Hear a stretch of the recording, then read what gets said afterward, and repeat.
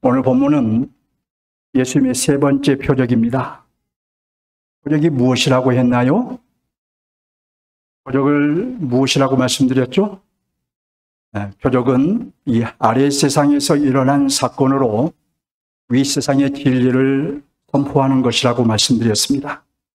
따라서 표적에는 하나님의 진리, 하늘의 진리가 담겨 있는 것입니다.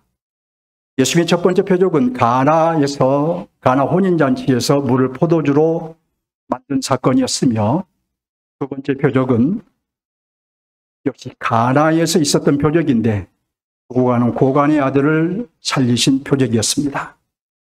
자, 물을 포도주로 만든 이 첫 번째 표적은 유대교회는 구원이 없다, 오직 예수 그리스도를 믿음의 구원이 있다라는 것을 선포하는 표적이었습니다.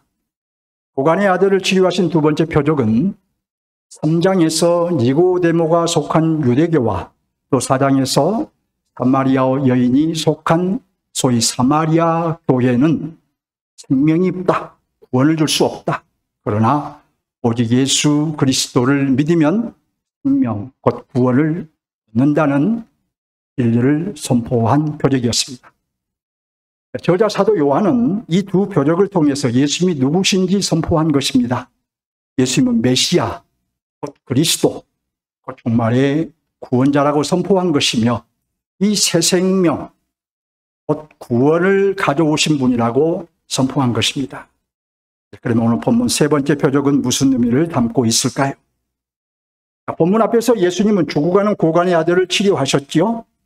사도 요한은 이 표적을 기록한 후에 예수님이 무슨 일을 하셨는지는 기록하지 않고 바로 이어서 세 번째 표적에 오늘 본문을 기록하고 있습니다. 오늘 본문은 무슨 표적일까요? 예수님은 유대인의 명절을 맞아서 예루살렘으로 올라가셨습니다. 이 명절이 무슨 명절인지는 정확히 알 수 없습니다. 예수님이 올라가신 예루살렘에는 양의 문이라 하는 문이 있었는데, 그 문 근처에는, 가까운 곳에는 베데스다라는 연못이 있었고 거기에는 행각 5채가 있었습니다. 저자 요한이 양의 문, 또 베데스다 연못, 또 행각 5채 등 이렇게 구체적으로 묘사한 것은 본문의 사건이 꾸며진 얘기가 아니라 역사적인 사실임을 분명히 하려는 의도인 것으로 보입니다. 그런데 그 행각에는 많은 병자들이 누워 있었습니다. 맹인도 있었고 다리가 저는 사람도 있었고 혈기가 많은 사람도 있었습니다. 그 이유는 천사가 가끔 그 못에 내려와서 물을 움직이는데 그때 가장 먼저 들어간 사람은 어떤 병이든 낫게 된다는 믿음이 있었기 때문입니다. 여러분 중에 어떤 분은 이 신비한 얘기를 믿어야 할지 의문을 가질 수 있습니다. 하지만 본문 7절을 보면 참인 듯합니다. 그래서 많은 병자들이 믿음과 희망을 가지고 천사가 내려와서 물을 움직일 때를 기다리고 있었던 것입니다. 그 병자들 중에는 이런 병자도 있었습니다. 본문 5절을 봅니다. 이제 여러분이 성경을 보셔야 되겠죠? 본문 5절을 보면은 몇 해 된 병자가 있었나요? 38회 된, 38년 된 병자가 있었지요. 예수님은 그 병자가 오래된 줄을 아시고 그에게 말씀하셨습니다. 6절 하반절을 봅니다. 뭐라고 말씀하셨는가요? 내가 낫고자 하느냐. 굉장히 그가 갈망하고 있는 얘기를 하신 거죠. 그 병자는 예수님을 바라보며 매우 낙심된 어조로 대답했을 것입니다. 1절을 봅니다. 1절을 보면 그는 물이 움직일 때 나를 못에 넣어주는 사람이 없다고 하지요. 이어서 내가 가는 동안에 다른 사람이 먼저 내려간다고 하지요. 내가 낫고자 하느냐라는 예수님의 질문에 낫고 싶은 마음이야 너무도 간절하나 천사가 물을 움직일 때에 자신을 못에 넣어주는 사람이 없어서 지금까지 여기에 이렇게 누워 있다고 말한 것입니다. 매우 낙심되고 속이 상하다고 말한 것이죠.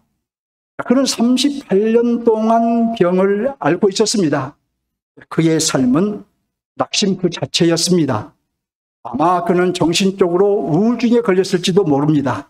몸도 힘들고 마음도 힘들고 정신도 힘들었을 것입니다. 그의 인생은 희망이 없는 인생이었습니다. 샬롬이 없는 인생이었습니다. 안식이 없는 인생이었던 것입니다.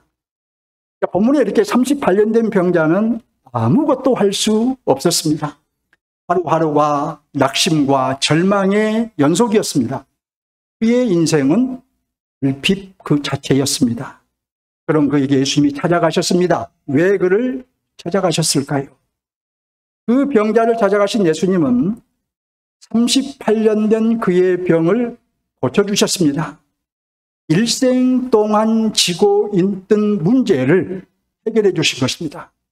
결핍을 걷어내고 샬롬을 주신 것입니다. 육체적으로 정신적으로 안식을 주신 것입니다. 여러분 8절을 보실까요? 8절을 보시면 주님이 뭐라고 하신가요? 일어나 내 자리를 들고 걸어가라고 하시지요.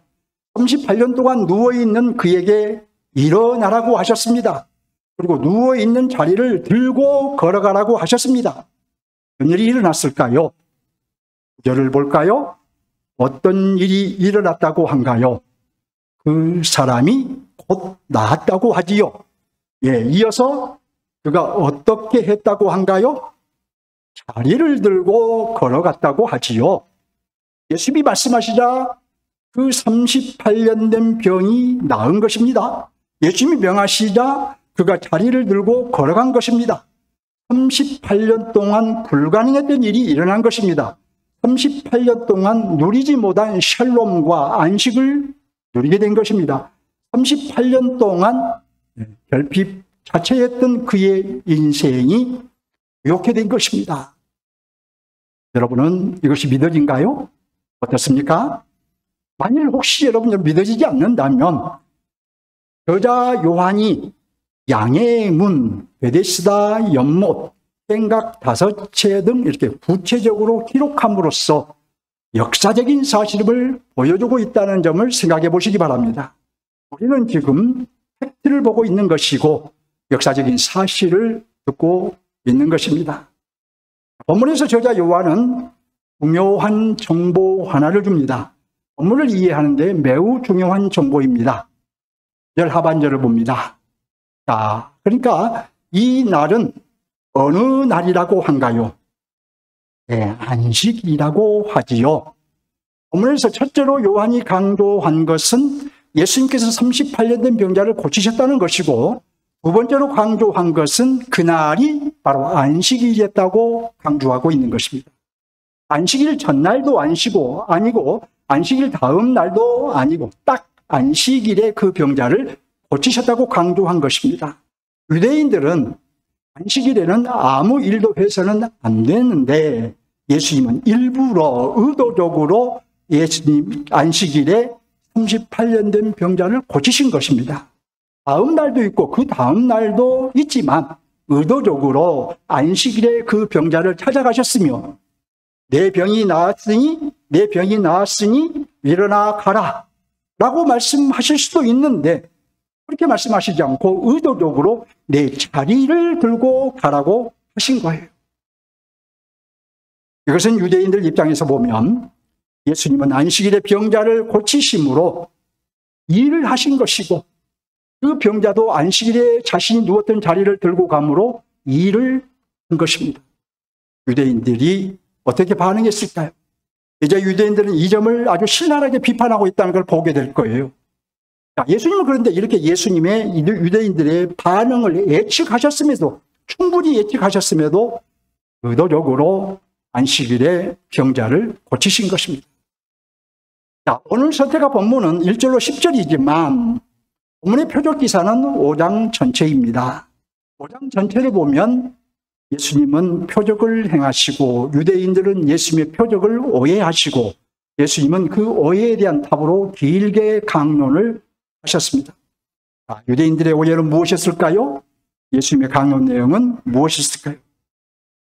유대인들은 즉각 반응했습니다.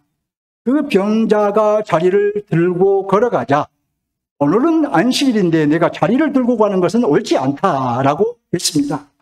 다리를 들고 가는 것은 안식일을 범한 것이라고 말한 것이죠. 유대인들의 안식일에 대한 생각을 우리가 엿볼 수 있죠. 유대인들은 이 안식일에 대한 612개의 조항을 만들어 놓고 아주 철저하게 지켰다고 합니다. 안식일은 금요일 해질 때부터 토요일 해질 때까지인데 일과 관련해서는 어떤 조항을 만들어 놓고 지켰느냐? 안식일에는 음식을 만드는 것도 안식일을 범하는 것이고 이웃집에 가는 것도 안식일을 범하는 것이고 소가 구덩이에 빠져도 건져내는 것은 안식일을 범하는 것이고 오늘 같으면 쇼핑을 하는 것도 안식일을 범하는 것이고 아파서 병원을 가는 것도 안식을 범하는 것이고 경제활동을 하는 것도 안식을 범하는 것이고 사회활동을 하는 것도 안식일을 범하는 것이고 자동차를 타고 움직이는 것도 안식일을 범하는 것입니다. 그래서 유대인의 관점에서 보면 예수님께서 병자를 고치신 것은 일을 하는 것이므로 또 병자가 자리를 들고 걸어가는 것 역시 일을 하는 것이므로 안식일을 범한 거예요. 유대인들의 관점에서 보면. 그렇게 생각하는 유대인들에게 예수님은 17절을 보면 내 아버지께서 일하시니 나도 일한다고 하셨습니다. 자, 이렇게 예수님께서 하나님을 내 아버지라고 하니까 안식일을 범한 것도 아주 괘씸한 죄이고 아주 심각한 죄인데 이제 자기를 하나님과 동등하게 여긴다 하여 분노하며 예수님을 죽이고자 했습니다. 유대인들은 두 가지를 오해한 것이죠. 첫째는 예수님이 안식일을 범하였다고 생각한 것입니다. 안식일에 병을 고치셨기 때문이에요. 둘째는 신성모독죄를 지었다고 생각한 것입니다. 예수님이 하나님을 아버지라고 부르며 자신을 하나님과 동등되게 여기셨기 때문입니다. 그러자 예수님은 19절 이하에서 이제 길게 강론을 하십니다. 이 강론에서 예수님은 자신이 하나님의 아들임을 분명히 하셨습니다. 예수님 자신이 하나님의 아들이라고 하시자 유대인들은 그로 인해 예수님을 죽이고자 했으나 예수님 자신은 하나님의 아들로서 하나님과 동등한 존재임을 분명하게 밝히신 것입니다. 또 예수님은 이 강론에서 자신의 행위는 하나님의 뜻을 행한 것임을 밝히셨습니다. 예수님께서 안식일의 병자를 고치시자 유대인들은 안식일을 범하였다고 정죄하였으나 예수님은 병자를 고치신 거야말로 하나님의 뜻이고 하나님이 원하시는 일이다, 하나님의 일이다 라고 말씀하신 것이죠. 그러니까 예수님은 이 긴 강론을 통해서 자신과 자신이 한 일을 변호한 것입니다. 그래서 39절에서는 이렇게 말씀하셔요. 너희가 성경에서 영생을 얻는 줄 생각하고 성경을 연구하거니와 성경이 곧 내게 대하여 증거하는 것이니라. 예수님이 자신이 누구인가를 밝히신 것입니다. 예수님이 바로 구약 성경에서 예언한 메시아, 곧 종말의 구원자라고 밝히신 것입니다. 이제 우리가 본문의 핵심 메시지를 좀 찾아볼 때입니다. 여러분, 본문에서 예수님은 무엇을 하셨나요? 38년 된 병자를 고치셨습니다. 근데 언제 고치셨나요? 안식일에 고치셨어요. 의도적으로 안식일의 병자를 고치신 것입니다.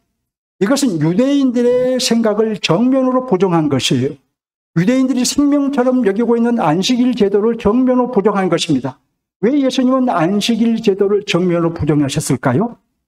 예수님 자신이 오시기 전에는 안식일 제도가 유효하였으나 예수님의 오심으로 필요 없게 되었기 때문입니다.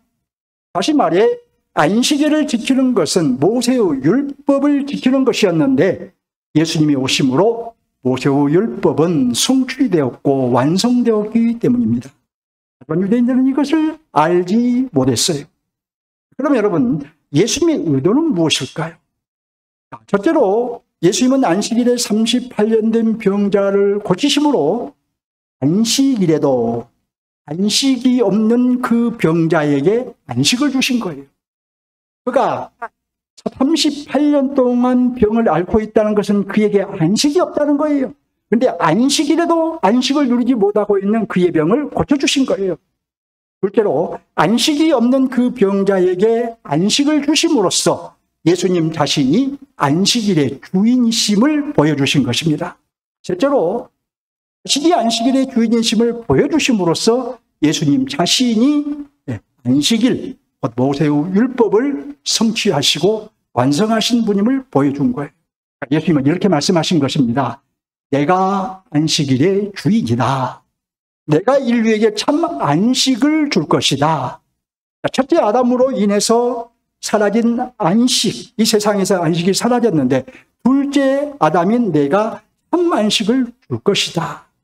나는 이것을 위해서 내려왔으며 십자가에 죽을 것이고 하나님은 나를 죽은 자 가운데서 살리실 것이다. 이렇게 말씀하신 거예요. 그러면 이제 저자인 요한은 무엇을 말할까요? 요한은 예수님이 행하신 표적의 의미를 깨닫고 긴 묵상을 통해서 깨달았어요. 그리고 이제 자신이 깨달은 예수님을 전한 것입니다.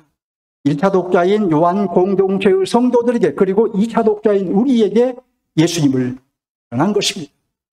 예수님은 인류의 죄와 사망을 해결하시고 생명을 가져오신 분이다. 즉 첫사람 아담이 잃어버린 안식을 되찾아 주신 분이다. 예수님은 이를 위해서 죽으시고 부활하셨다. 다시 말해 예수님은 메시아, 곧 그리스도, 곧 종말의 구원자로 오셔서 죽으시고 부활하신 것이다. 그런즉 예수님을 믿고 그 안에 거하는 자는 안식을 누릴 것이다. 이렇게 전한 것입니다. 제자인 사도 요한은 예수님이 38년 된 병자를 고치신 이 사건을 가지고 예수님은 안식을 주시고 생명을 주신 분이라고 전한 거예요. 예수님은 메시아, 곧 종말의 구원자라고 전한 것입니다. 예수님께서 38년 된 병자를 고치신 그 기적을 통해서 그 기적을 가지고 예수님은 인류의 죄와 사망을 해결하시고 안식과 영생을 주시는 그리스도, 종말의 구원자라고 전한 것입니다. 저자인 사도 요한은 예수님께서 행하신 표적에 이런 의미가 있다는 것을 깨닫고 본문의 기적을 기적이라고 말하지 않고 표적이라고 말한 것입니다. 여러분, 오늘 강론이 우리에게 요청하는 것은 무엇일까요? 첫째로 우리가 핵심 메시지를 통해서 요청하는 것이 있습니다. 둘째로 하나님 나라 관점에서 요청하는 것이 있습니다. 첫 번째 요청을 생각해 보겠습니다. 여러분은 예수님을 어떤 분으로 믿으신가요? 정말 여러분의 내면 속에서 정말 여러분이 믿고 있는 예수님은 어떤 분이신가요? 여러분에게 이미 안식을 주신 분으로 믿으신가요? 또 장래에 안식을 주실 분으로 참 안식을 충만한 안식을 주실 분으로 믿으신가요? 또 요한이 강조한 대로 예수님은 인류의 죄와 사망을 해결하시고 안식과 영생을 주시는 그리스도, 메시아, 종말의 구원자라고 믿으신가요? 우리는 오직 예수님 안에 구원 또는 안식이 있다는 것을 분명히 해야 합니다. 그리고 이것을 우리가 좀 더 풍성하게 이해하기 위해서는 구원 또는 안식의 구조를 이해할 필요가 있습니다. 이 구원의 구조에 대해서는 여러 번 말씀드렸지만 다시 한번 말씀드리겠습니다. 우리가 구원 또는 안식의 구조를 이해하는 것은 신학적인 지식 하나를 더 얻는 것이 아닙니다. 우리가 어떤 삶을 살 것이며 어떠한 소망을 가지고 살 것인가의 문제입니다. 우리의 구원은 이미 이루어졌으나 그러나 아직 완성되지 않았습니다. 우리의 안식도 이미 누리고 있으나 그러나 아직 충분한 안식은 누리지 못하고 있습니다.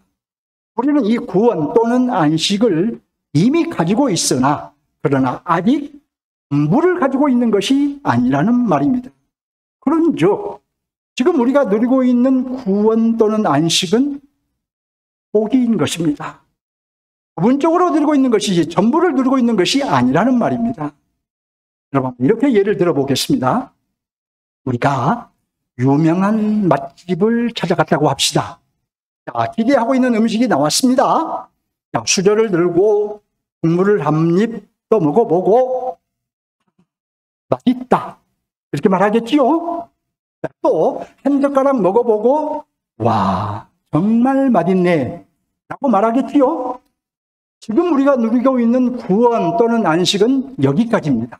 이 정도예요. 전부를 먹기 전이에요. 아직 전부를 누리고 있는 것이 아니라는 말입니다. 지금 주님의 통치로 인해 하나님의 사랑과 부요함을 누리고 있나요? 지금 주님이 주신 안식으로 인해 샬롬과 쉼을 누리고 있나요? 여러분이 지금 누리고 있는 것은 맛보기인 것입니다. 주님이 재림하신 후에 완성된 구원, 또 충만한 안식을 누리게 될 것입니다. 우리가 여기서 이제 분명히 해야 할 것은 우리가 누리고 있는 구원 또는 안식은 오직 예수 그리스도 안에 있다는 것입니다. 이미 누리고 있는 구원 또는 안식도 예수 그리스도로 말미암아 누리고 있는 것이며 장래에 누리게 될 완성된 구원 또는 충만한 안식도 오직 예수 그리스도를 통해서만 누리게 될 것입니다. 오늘 본문만 보아도 예수님은 다른 날이 아닌 안식일에 38년 된 병자를 치유하심으로 자기 안에 구원, 곧 안식이 있다는 것을 분명히 하셨어요. 사도 요한이 예수님의 치유 사역을 표적이라고 한 것도 예수님은 메시아, 곧 종말의 구원자라고 전한 것이며 따라서 예수 그리스도 안에 구원 또는 안식이 있다고 분명히 말한 것입니다.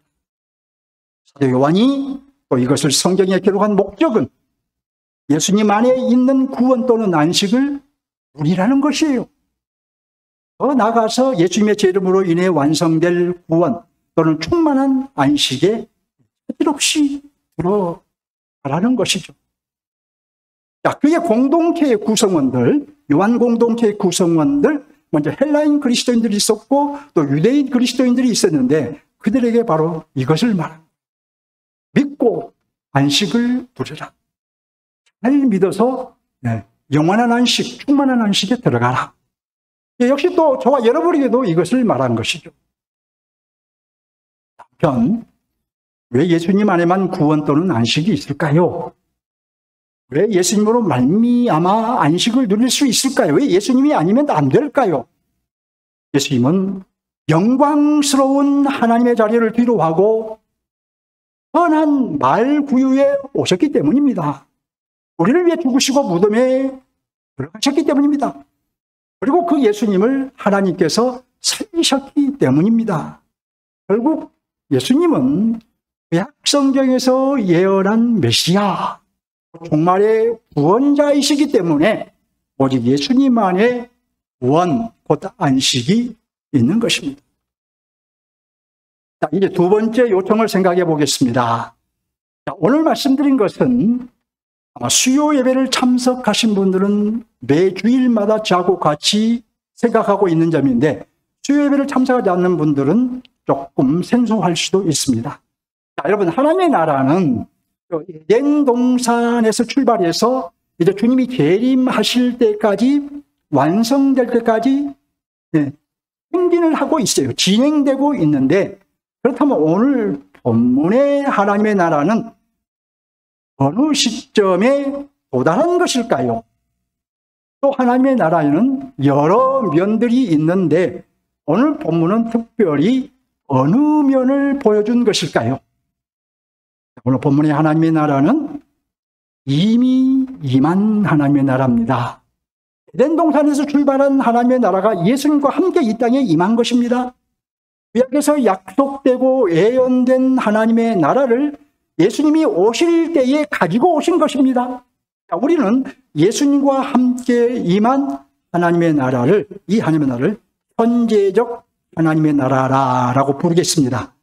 복음서의 하나님의 나라, 마태, 마가, 누가, 요한복음, 이 복음서의 하나님의 나라는 현재적 하나님의 나라입니다. 자, 다음으로 본문은 하나님 나라의 어떤 면을 보여주고 있을까요? 우리가 5장 전체를 보면 치유도 보여주고 있고 긍휼도 보여주고 있고 권능도 보여주고 있고 경고도 보여주고 있고 예수님의 고난도 보여주고 있고 심판도 보여주고 있고 영생도 보여주고 있고 생명도 보여주고 있고 부활도 보여주고 있고 안식도 보여주고 있습니다. 아주 여러 면을 보여주고 있어요. 이렇게 여러 면을 보여주고 있으나 가장 강조된 면은 무엇일까요? 가장 강조된 면은 안식입니다. 본문에서 예수님이 38년 된 병자를 안식일에 치유하신 것은 안식일에도 안식이 없는 그에게 안식을 주신 거예요. 유대인들은 안식일에 병자를 치유하신 것을 두고 안식일을 범하였다고 정죄하였으나 예수님은 38년 동안 안식이 없었던 그에게 안식을 주신 것입니다. 자, 여기서 우리는 이제 안식일에 대한 이해가 조금 요구되죠. 되겠죠? 태초에 하나님은 천지를 창조하시고 무엇을 하셨을까요? 자기 창조를 보시며 기뻐하시고 즐거워하셨습니다. 보기에 좋았더라라고 말한 대로 성경에서 자기가 창조하신 세계를 보시며 기뻐하시고 즐거워하셨어요. 물론 첫사람 아담도 하나님이 주신 충만한 안식을 누렸습니다. 자, 그런데 이 첫사람 아담은 하나님을 반역하고 타락했지요. 이로 인해 하나님의 창조 세계 또한 비틀어져 버렸습니다. 하나님은 자기의 창조를 보며 기뻐하시고 즐거워할 수 없게 되었습니다. 이는 안식하실 수 없게 되었다는 의미가 되는 거예요. 물론 인간도 하나님이 주신 충만한 안식을 다 빼앗겨 버렸습니다. 이때부터 인간은 안식이 없는 삶, 결핍에 빠진 삶을 살아야 했어요. 하나님의 부요함을 누리지 못하고 이제 그때부터 오직 자기의 힘으로 살아야 했던 것이에요. 하지만 인간의 힘은 한계가 있습니다. 이마에 땀을 흘려야 빵을 얻을 수 있고 이해가 부족해서 어떻게 해야 할지를 모르고 무슨 일이 일어날지 알 수 없어서 불안하고 능력이 부족하여 만나는 문제를 제대로 해결할 수 없고 사랑이 부족하여 갈등 속에서 살고 병들고 눕고 죽는 등 인간의 힘은 한계가 뚜렷합니다. 이것이 무엇을 의미할까요? 하나님을 등진 인간은 결핍에 빠졌다는 의미입니다. 하나님을 떠난 인간은 안식을 빼앗겨 버렸다는 의미예요. 하나님은 이런 인간을 찾아오셨습니다. 그분이 바로 예수님이십니다. 예수님은 인간의 결핍을 걷어내시기 위해서 오신 거예요. 안식을 주시기 위해서 사람의 몸을 입고 말 구유에 오신 거예요. 결핍에서 벗어나고 또 안식을 누리게 하려고 십자가에 죽으시고 부활하신 거예요. 이것이 복음의 핵심이죠. 본문에서 발견되는 하나님의 나라의 가장 중요한 면은 아까 안식이라고 말씀드렸죠. 네, 하나님의 나라는 그러니까 안식의 나라라는 것을 보여준 것입니다. 하나님의 나라는 샬롬과 쉼이 있는 나라라는 것을 보여준 것입니다. 하나님의 나라는 샬롬과 쉼이 있어서 그 나라에 들어가는 백자들은 샬롬과 쉼을 누릴 수 있다는 거예요. 그리고 사도 요한이 강조한 것은 이 안식의 나라는 예수님을 통해서만 들어갈 수 있다는 것입니다. 진정한 샬롬과 쉼은 예수님을 통해서만 얻는다는 거예요. 그런데 우리는 이 하나님의 나라에 들어갔습니다. 이 안식의 나라 곧 샬롬과 쉼의 나라에 들어간 것입니다. 그런즉 저와 여러분은 안식을 누릴 수 있습니다. 샬롬과 쉼을 누릴 수 있습니다. 이것은 우리의 권리이자 의무인 것입니다. 권리라면 알겠는데, 그리스도인으로서 권리라면 알겠는데, 그러면 의무라 함은 무슨 뜻일까요? 의무라 함은 반드시 누려서 진정한 안식을 삶으로 드러내고 증거해야 된다는 뜻이에요. 그래서 하나님의 나라를 증진해야 한다는 뜻입니다. 그럼 여러분 어떻게 이 권리를 누리고 또 의무를 행할 수 있을까요? 하나님을 의지하면 됩니다. 하나님을 의지하면 안식을 누릴 수 있습니다. 하나님을 의지하면 내 힘으로 살지 않고 하나님이 주신 힘으로 살기 때문에 우리의 결핍에서 완전히 벗어날 수는 없으나 아직은 완전히 벗어날 수 없어요. 그러나 세상 사람들보다 훨씬 더 많이 벗어날 수 있는 것입니다. 하나님을 의지함으로 지혜가 더해지고 미래가 불투명해도 불안하지 않고 문제를 만나도 하나님의 능력으로 극복할 수 있고 사랑에 풍성하여 갈등을 이길 수 있고 우리도 병들고 눕고 죽지만 그래도 우리는 소망을 갖고 있는 것입니다.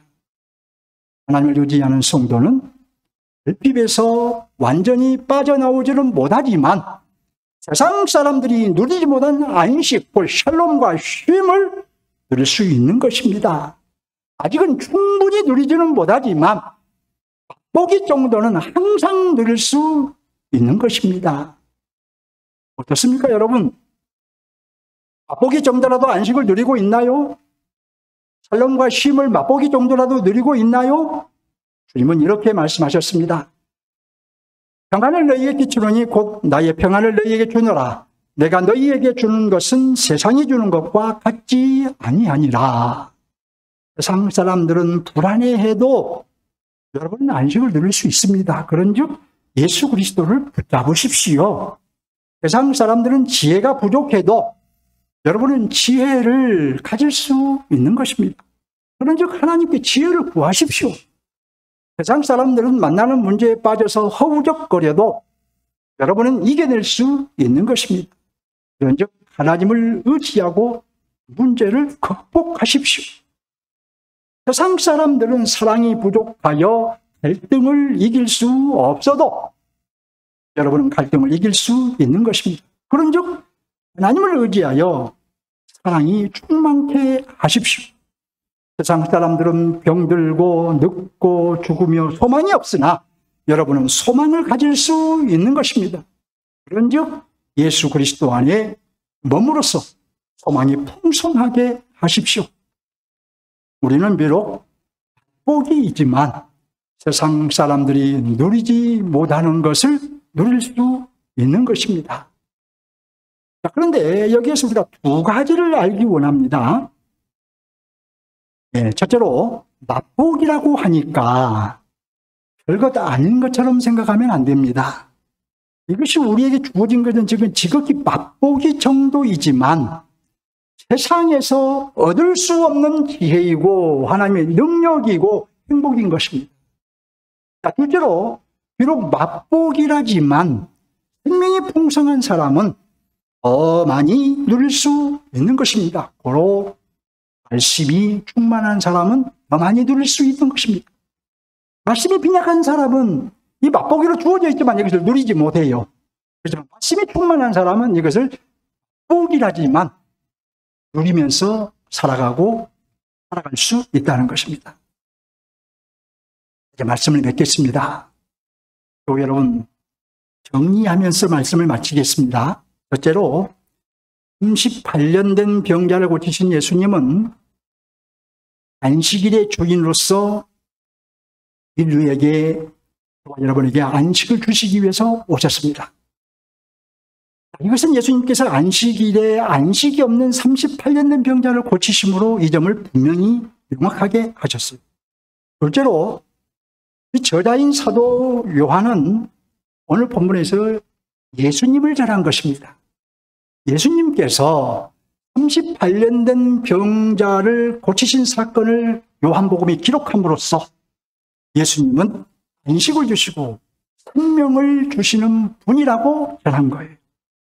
결국 사도 요한은 예수님은 메시아, 정말이 구원자라고 전한 것입니다. 예수님께서 38년 된 병자를 고치신 이 사건을 통해서 예수님이 누구신지 어떤 분인지 전했는데 예수님은 인류의 죄와 사망을 해결하시고 참된 안식과 영생을 주시는 그리스도, 곧 종말의 구원자라고 전한 거예요. 셋째로 본문은 하나님 나라의 여러 면 중 특별히 안식이라는 면을 보여주고 있습니다. 하나님의 나라는 안식의 나라인 것을 보여준 것이죠. 예수님이 가져오신 하나님의 나라에 들어간 성도는 샬롬과 쉼을 누릴 권리가 있고 의무 또한 있다는 것을 보여준 것입니다. 넷째로 저와 여러분은 이미 예수님이 가져오신 이 하나님의 나라에 들어갔습니다. 믿으신가요? 예, 이미 들어갔어요. 그런 비록 맛보기 정도이지만 안식을 누릴 수 있는 것이고 또 누려야 하는 것이에요. 샬롬과 쉼을 누릴 수 있는 것이고 또 반드시 누려야 하는 것입니다. 38년 된 병자에게 안식을 주신 예수님이 우리에게도 이미 안식을 주셨기 때문에 죽으시고 부활하심으로 또 그를 믿게 하심으로 이미 저와 여러분에도 이 안식을 주셨어요. 이 안식의 나라에 우리를 들어가게 하셨어요. 그러니까 누리고 반드시 누려야 되는 것이죠. 또 여러분, 살다 보면 지혜가 부족할 때가 있죠. 하나님께 구하십시오. 미래가 불투명해서 불안할 때가 있죠. 하나님을 의지하십시오. 문제를 만나서 힘드실 때가 있죠. 하나님의 능력을 의지하십시오. 사랑이 부족해서 갈등을 겪을 때가 있죠. 하나님의 사랑이 충만하길 구하십시오. 저와 여러분도 예수 그리스도 안에서 이미 안식을 얻습니다. 이제 충만한 안식 또한 예수 그리스도를 통해서 받을 것입니다. 그래서 우리는 흔들림 없이 예수 그리스도 안에 거여야 합니다. 사도 요한이 자기 공동체 성도들에게 유대인 그리스도인들과 헬라인 그리스도인들에게 결국은 이 예수를 믿고 예수 안에 분명하게 거하라고 말한 것처럼 저와 여러분에게도 이 예수를 믿고 정말의 구원자 예수 그리스도를 믿고 예수 안에 온전히 거하라고 말한 것이에요. 여러분, 나무가 땅에 깊이 뿌리를 박고 있어야 태풍이 불어와도 뽑히지 않지요? 자, 이와 같이 우리는 예수 그리스도께 깊이 뿌리를 박고 살아가야 하는 거예요. 오직 예수 그리스도께 우리의 두 발을 믿고 나무가 땅에 깊이 뿌리를 내리는 것처럼 예수 그리스도께 깊이 뿌리를 내리고 우리는 살아가야 하는 것입니다.